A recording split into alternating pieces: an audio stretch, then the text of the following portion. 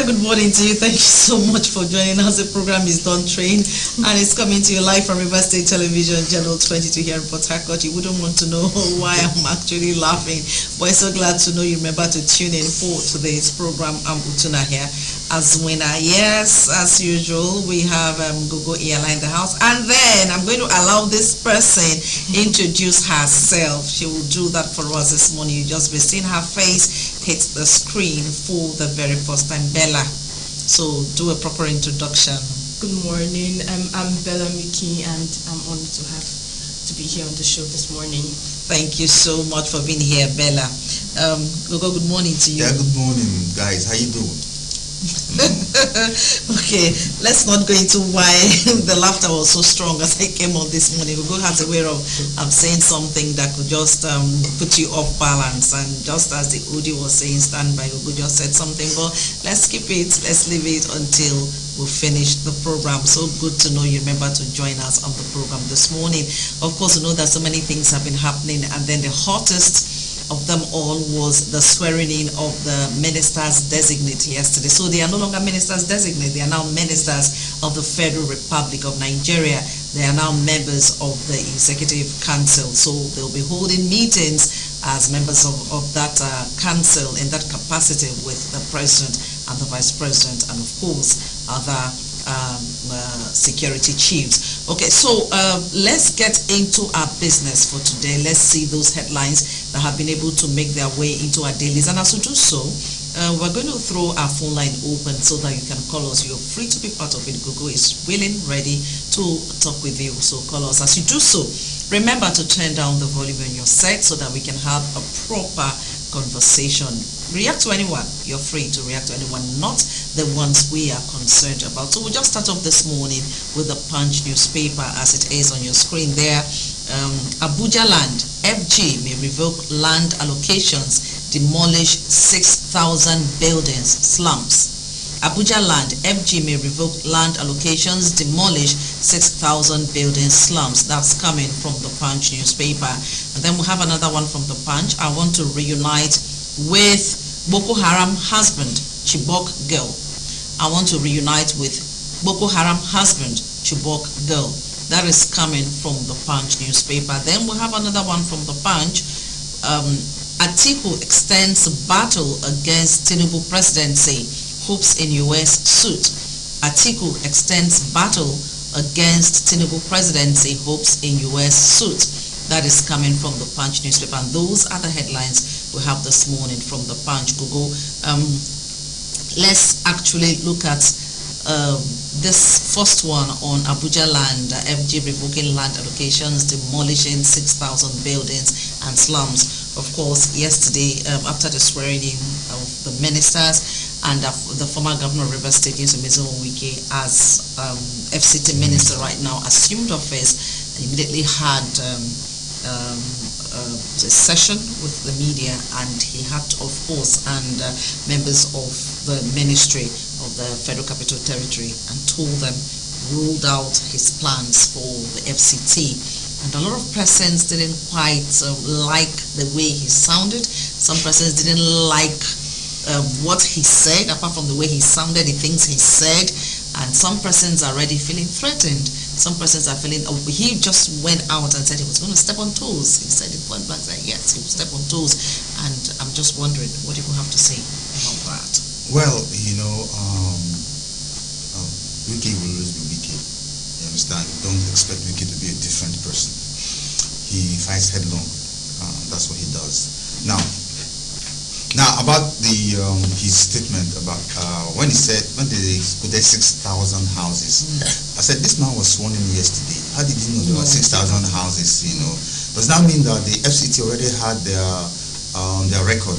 They've done all the research, and then whoever was in charge was trying to be politically correct, was too considerate or too weak to do the needful.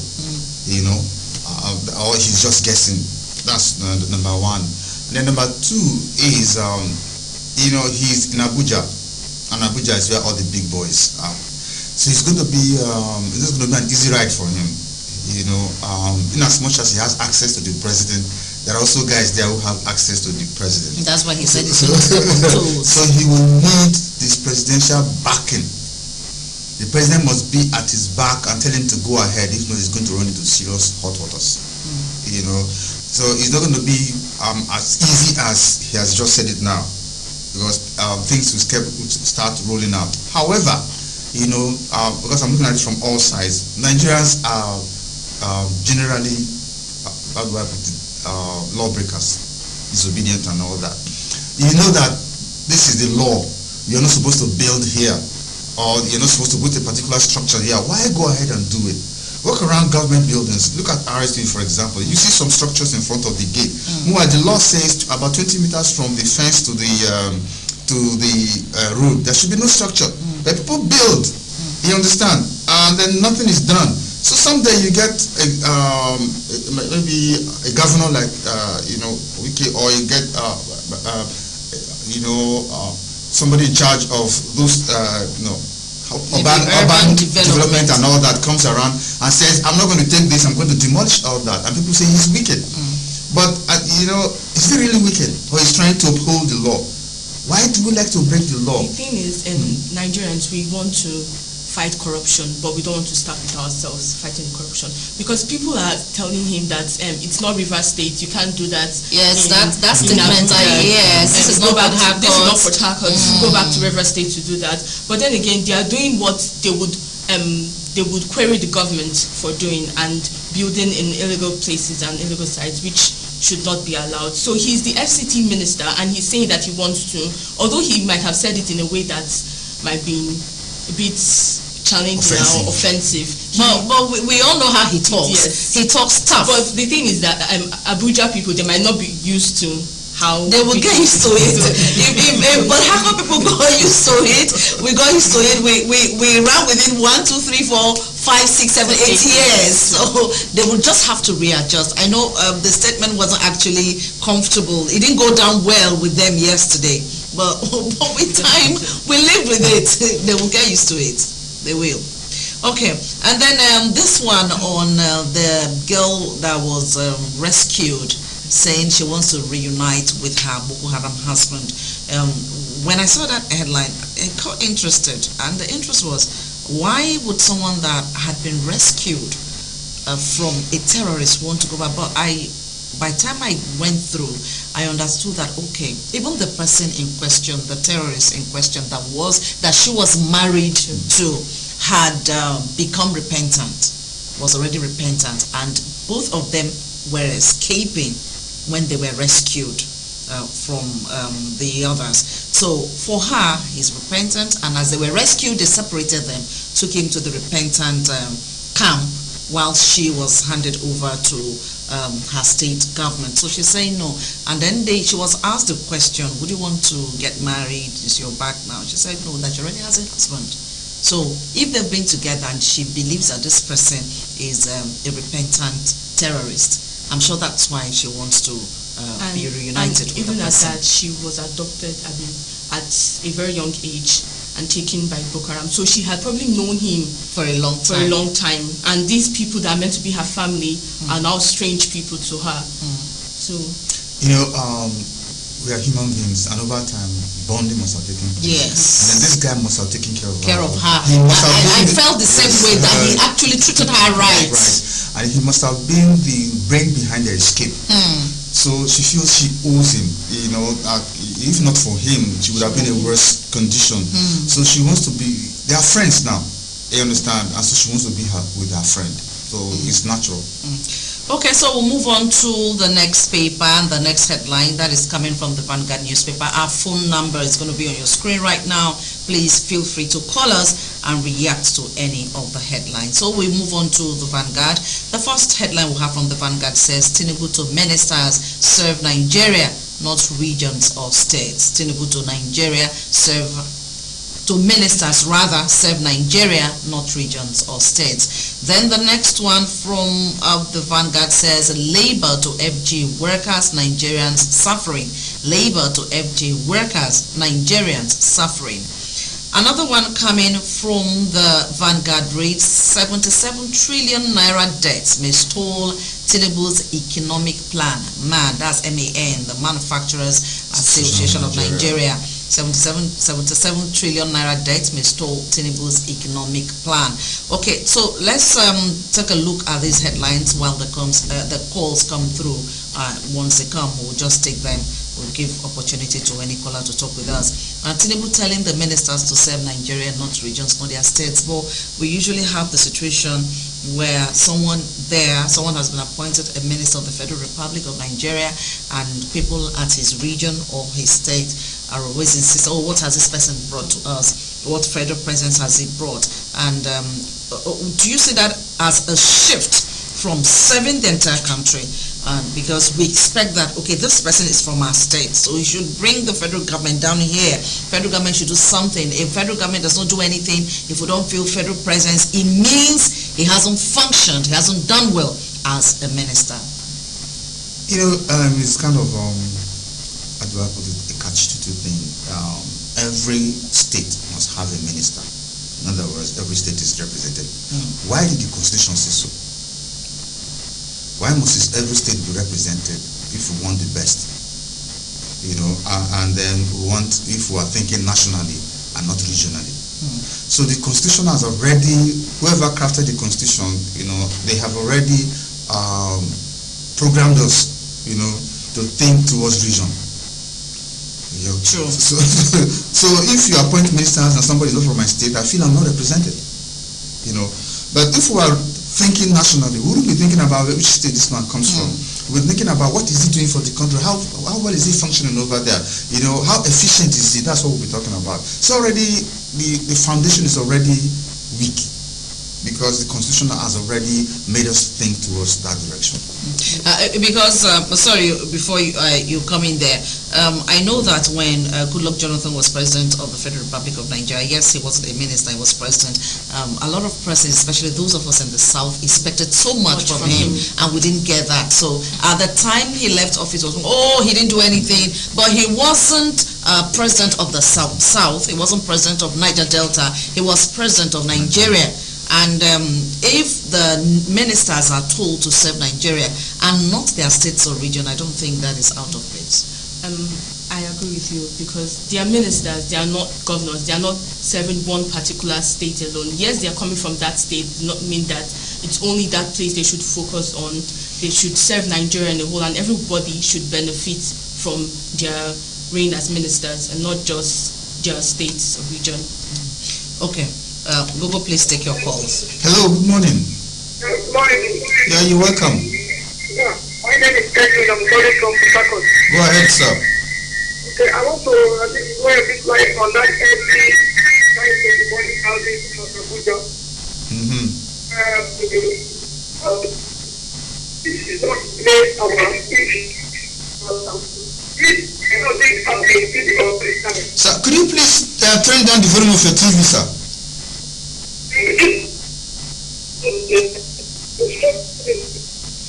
Your television is interfering with you, with the conversation, so just turn it down, sir.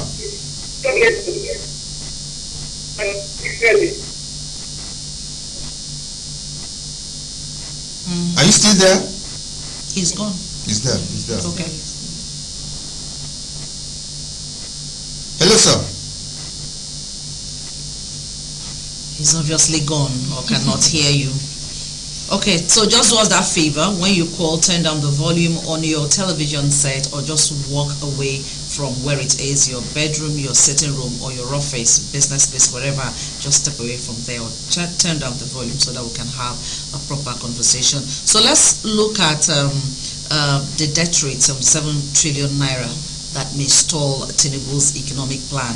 You might have so much plan. You know, when you have money, assuming you have 100,000 naira, and then you're owing somebody 70,000 naira, you already have things to do with the 100,000 naira.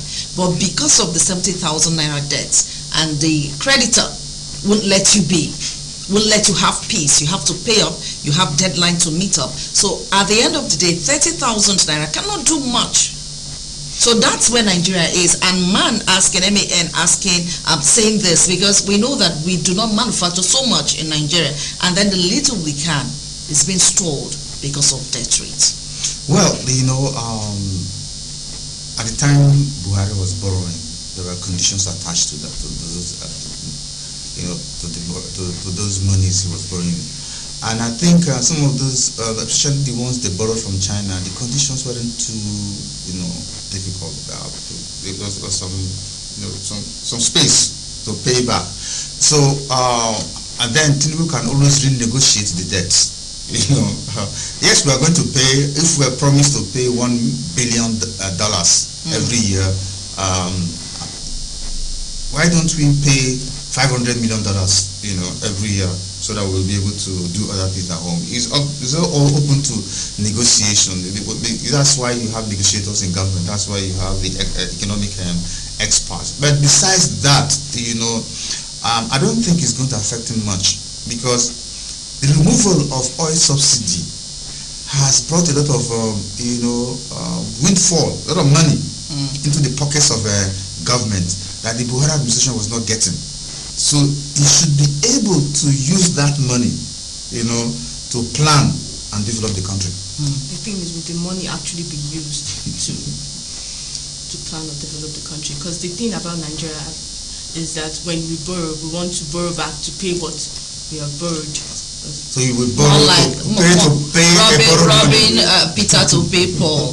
So you just keep borrowing because you're owing this person, you must pay back. So you borrow, I borrow from you and pay Google. And we don't export much to even that's the bane of our economy. We actually don't get so much foreign exchange because of we export very few things, Okay, so we'll move on to, there's a call coming through before we move on to The Guardian.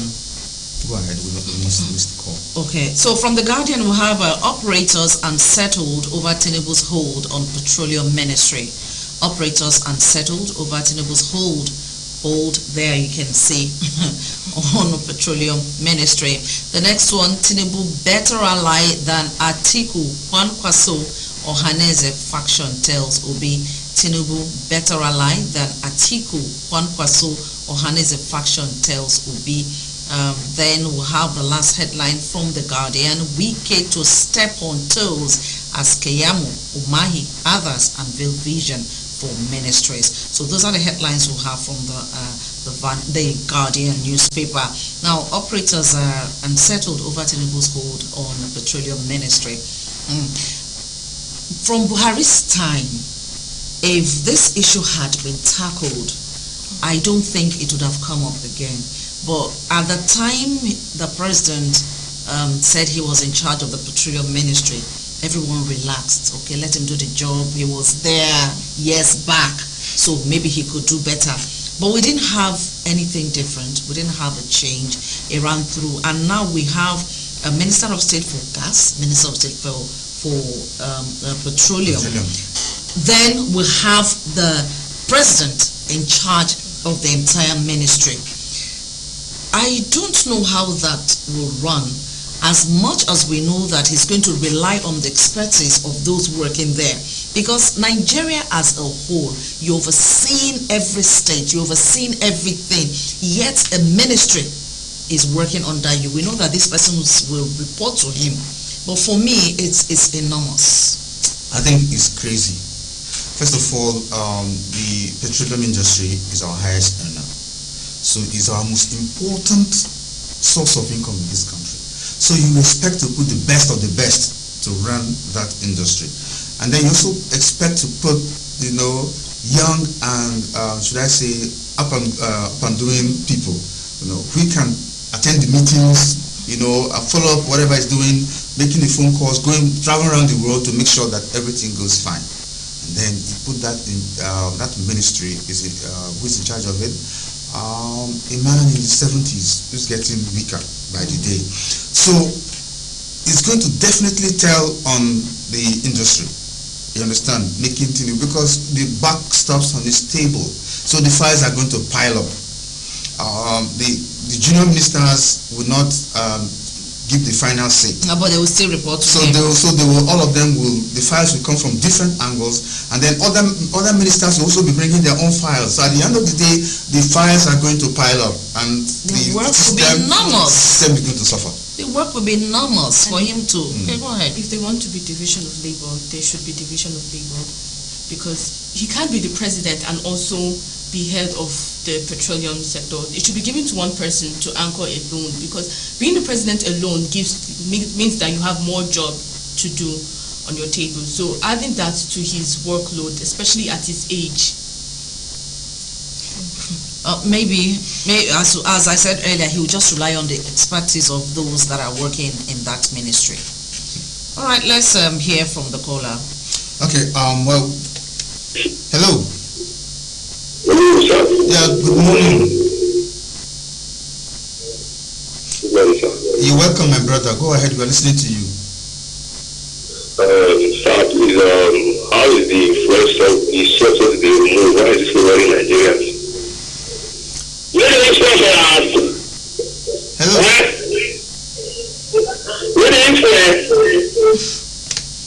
Sorry, you're talking to us. You're talking to us so that we know.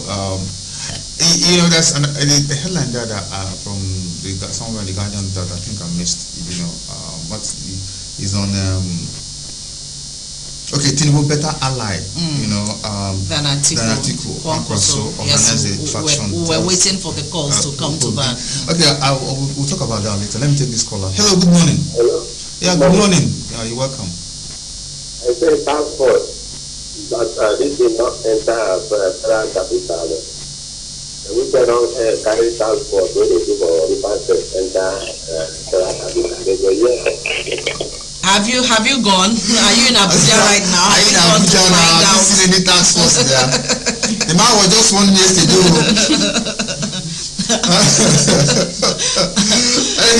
You have to go to verify. Just verify. Hello? Hello? Yeah, good morning. Good morning, my brother. Where are you calling from? Yes. I'm calling from Edwin is my name. Go ahead, sir. Okay, what I want to say is, as it concerns to the demolition of building at Abuja there, Abuja, this thing has been here over the time.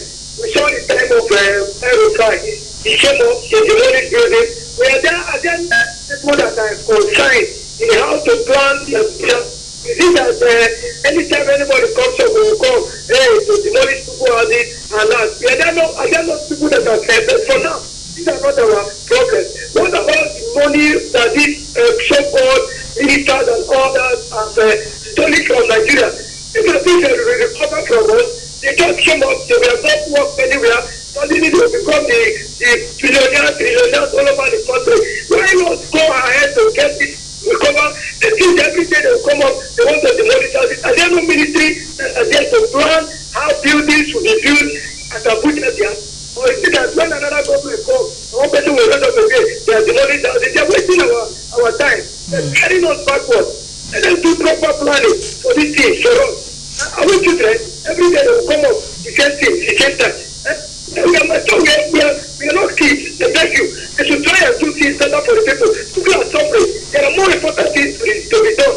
The neighbor is crying and the job workers are suffering and nobody is paying into those ones that are primary issues. Very important to we as human beings. Thank you. So what are they doing for us? God, no vex too much. Thank you, sir. You know, actually, government is all inclusive. Yes, there's the economy to deal with. There's also the security aspect and everything. But that doesn't mean you're going to sleep and then somebody will be disobeying the law and building illegal structures all over the place. Because we know that every city has an original plan. Port Harcourt, where's the master plan for Port Harcourt? The plans are there. They are there, but nobody's doing anything. We're not following the plans. We're not following the plans because the ministry in charge is not. You know, there's a difference between making a law and implementing or enforcing the law. The problem we have in this country is not law, it's enforcement. You know, because even those who are supposed to enforce the law break the law. For example, street trading is an offense in Port Harcourt. But go In to the Rumola, books. 4 It's an o'clock. offense in the books. Yes, in the books. But go to Rumola by 4 o'clock, 5 o'clock in the evening. Some streets have already been blocked. You can't pass. Go to what do you call it? Slaughter here. Slaughter here. A particular street, a particular lane has been taken over by the sellers. And they So even you have to go through you the have to other. pass round and everything because nobody's implementing it. One day, you get a commissioner or a governor says this thing must stop, and they say, "Oh, He's a wicked man. Are we children? Is that our problem? Our problem is no food." So don't you know that breaking the law is part of the problem? Okay, so okay, there's a call there before we Hello? go on. Hello. Okay, we lost that call. Go ahead.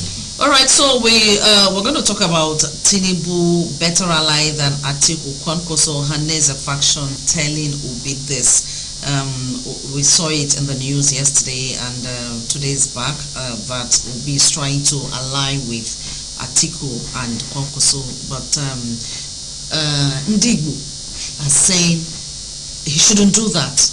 They understand that he's their kinsman, and the concern is Atiku would not in any way, he's a desperate person, he's a desperate man, wants leadership by all means. He would not want to push you there as a principal. He would want you to play the second fiddle. I don't know, I do not want to say my stand on it. It's not my opinion, doesn't count, but I'm just saying what the story entails. The truth is, every politician, they are all presidential candidates. Tinubu has already won the presidency, If the court says there should be a referendum, he's going to stand. He's not. There will be no vacuum.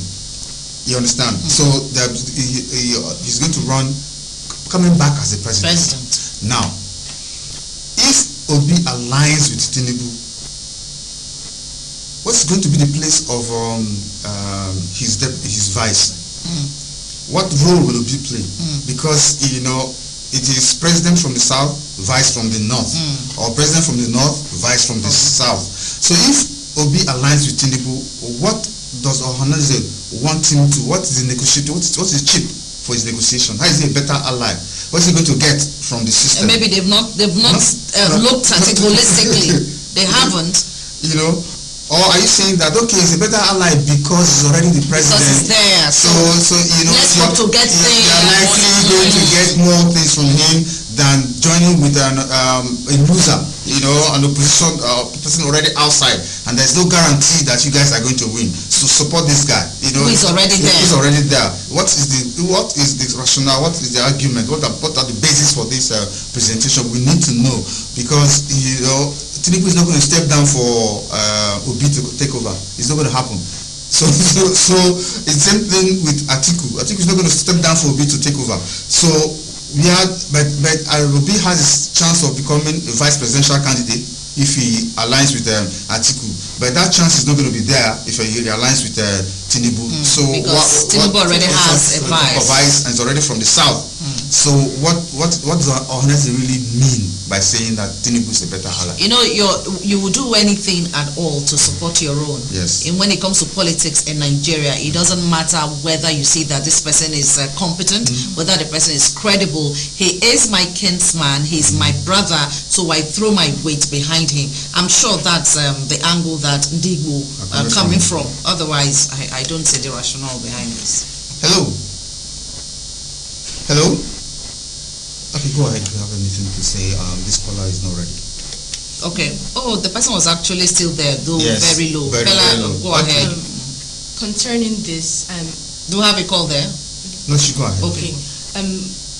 Tinubu is really influential. He's an influential person. Maybe that's the perspective Obi is coming from. That even if he's not going to be vice, being aligned with Tinubu, he will still have a means of connection or something. But with Atiku has tried over and over again to be president, and it's like he said, he's the losing team. So being with Atiku is just, there is no benefit according to him, because even if he aligns with Atiku and Atiku makes him vice, what are the chances that Atiku will actually be president if they do the election again? Another thing you have to understand is, at the time Obi was Atiku's running mate. Atiku didn't have that much support from yes. Nigerians. Yeah. He didn't. So there is no guarantee that he would also have it. And mainly, I feel Nigerians don't even like Atiku. That's... But to me, I think Obi has a better chance with Atiku because they've been friends. He's been his running mate before. So he's been his running mate before. So they have an understanding. They know each other better. However, whether they are friends or not is not the issue. Obi aligning with him, Obi will not have much support. That's what we are saying now. You know, the Obi is should I say a movement himself. Yes. Obi is a star himself. He doesn't need any of these guys, to they need him more. He doesn't need to align with anyone. Anybody. They need him more than he needs them. But Nigeria being what it is, you understand? Nigeria being what it is, because it's difficult to remove a sitting government without alignment. That's what APC did to PDP in 2015. You need everybody to come around to fight this big giant to pull him down. And so I think that's what that's where Atiku is coming from. Because Atiku is the one talking about this alignment. It's not Obi. So, hello. Hello, good morning, sir. Good morning. Holiday What did you take for breakfast this morning? Hello? Hello? Yes, so what was it for breakfast this morning? Akamu. Oh, you are too much. And what? Akara. Oh, God bless you. I used to eat a lot of akamanakara when I was your age. Okay. All right, go ahead. Okay. So basically, if Obi decides to align with Atiku, just as the Indigos are expecting him to, it will mean they do not believe in their kinsman. That's, for me, that's how I see it. It will mean they don't believe that this person is a principle on his own. He can stand and make things happen. Let's look at the presidential election, how it went. See the support, see the massive support he got. And that's because Nigerians wanted something different. Nigerians wanted a younger person, even if we didn't get it and there's someone else there. So the best they could do is them saying, okay, better align yourself with the person there, so that we can get whatever we want to get. Leave Atiku alone, leave Kwankwaso, but let Tinubu be, I beg your pardon, let Obi be the one to decide for himself. Let him understand that he is a force on his own. Tinubu is a force. Atiku, for me, was there, but somehow over the years, because Nigerians do not have confidence in him. I know that Obasanjo said a lot to have made him lose credibility, but Nigerians over time, over the years, just lost interest in Atiku, and that is what is affecting his political aspirations. We don't have time, but don't forget that Atiku is PDP, and PDP is all over the country. So and they have structure. And they have die-hard supporters. Don't talk about this. No, it's very important. See, because let me tell you what, I partook in the election. LP didn't have a rep in the. They didn't have reps in most wards and most states. Let me tell you what happened. They didn't have a rep in my polling booth. So after the voting, they got votes. Despite not having a rep, they got votes. Now, after the voting, there was supposed to be people to sign. But there was no LP person to sign. So that vote cannot be authenticated, that actually they got that vote. Now, after the votes, also where they are transmitting the vote, from that is the paper vote, not the electronic one. There are supposed to be some follow-up. Because if you don't follow up, it's along the way that they change the figures. So we understand that there was no rep. It was very obvious. Very obvious. Different wards, different units, different states they didn't have. I'm sure that's what they will try to put in place before the next election, because Labour Party has a lot to do. And in fact, our time is up at this time. We need to go. We've been told to sign up. Thank you, Bella, for being here this morning. Gogo, thank you for being a good company. Let's do this Thursday morning. Tomorrow, the social media gang will be here. Abutuna here as winner. Good morning.